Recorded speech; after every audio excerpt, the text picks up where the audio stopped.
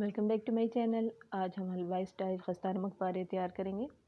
उसके लिए सबसे पहले मैंने 1 टीस्पून ज़ीरा ले लिया है, 1 टीस्पून नमक का है, 50 ग्राम मेल्टेड घी है, इसमें ऑयल नहीं जाएगा, घी डालेंगे हम इसमें, और 50 ग्राम ही पानी का शामिल करेंगे। आपने चीज़ें मेजरमेंट के हिसाब से यूज़ करनी है, तो फिर आपको बहुत अच्छा रिज़ल्ट मिलेगा।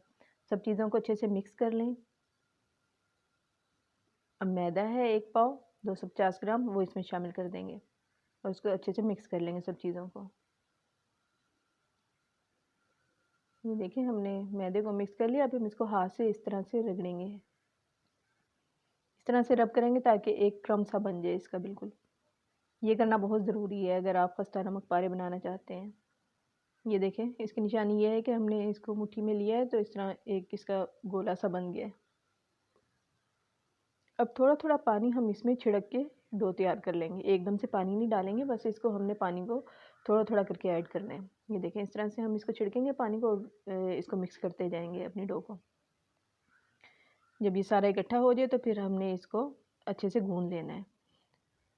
जैसे जैसे हम इसको इस तरह से गूंदते जाएंगे, स्ट्रेच करके, आटे की तरह नहीं गूंदना, हमें इस तरह से इसको मसलना है, तो बहुत अच्छी और बहुत स्मूथ सी हमारी डो तैयार हो जाएगी नमक पारों के लिए। आप घर पे तैयार करें, बहुत अच्छे साफ़ सुथरे खस्ता नमक पारे, बाज़ार से भी अच्छे आप घर में बना सकते हैं।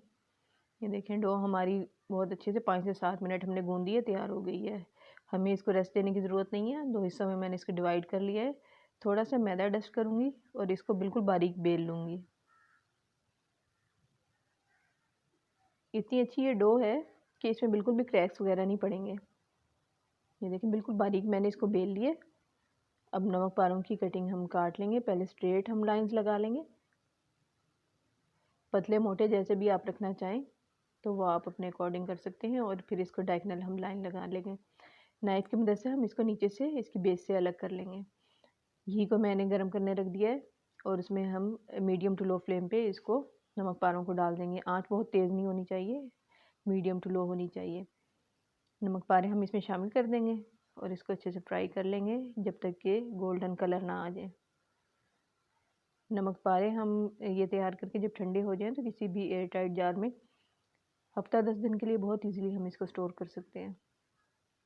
ये देखें, हम इसका हमने जो एक्सेस ऑयल या घी जो भी है, वैसे तो घी में फ्राई करने चाहिए, मैं भी घी में ही कर रही हूँ, लेकिन आप ऑयल में भी कर सकते हैं। इसी तरह हम सारे नमक पारे तैयार कर लेंगे और ये मज़ेदार खस्ता नमक पारे हलवाई स्टाइल, बल्कि हलवाई से भी आप अच्छे कह लें कि सफाई सुथराई से आपने घर में तैयार किए हैं, वो तैयार हो गए हैं। आई होप कि रेसिपी आपको बहुत अच्छी लगी होगी। रेसिपी अच्छी लगी हो तो लाइक और शेयर ज़रूर कर दें और चैनल को सब्सक्राइब करना ना भूलिएगा। Thanks for watching.